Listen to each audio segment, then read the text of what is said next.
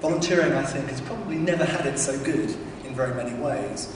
We have an emerging political consensus about the value of volunteering, not only in terms of contributing to the delivery of essential public services, but much more importantly, for me, in terms of playing a contribution in terms of building a vibrant, healthy, inclusive and democratic society. This isn't just a UK phenomenon, it's very much an international phenomenon. Many of you will have taken part and know of the International Year of Volunteering in 2001 that the United Nations sponsored. There's another opportunity for us to celebrate volunteering on a global stage in 2011. 10 years on, the United Nations want to revisit what's happened in terms of the world of volunteering. And the European Union is currently making plans for a European Year of Volunteering in 2011. So it's not just a UK trend, this development, this idea about the growing importance of volunteering. I think we can place it and should place it in a global context.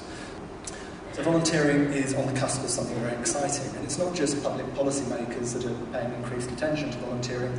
We can see, if we look at some of the surveys recently, that more people than ever before are interested in volunteering. There's higher engagement than there was 10 years ago.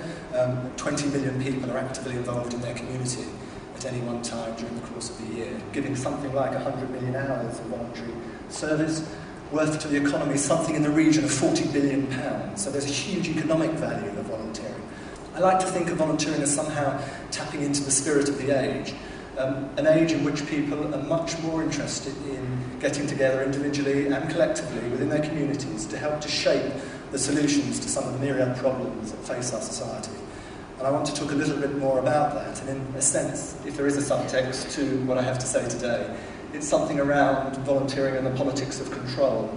And I think that we need to be thinking of giving up some of our control as the volunteering movement back to volunteers if we are to be able to place volunteering in the context of some of the profound changes that are taking place in society at the moment. So volunteering high on the public policy agenda, more and more people engaged in volunteering, and better experienced volunteers. I think we should take a moment just to celebrate that fact as well.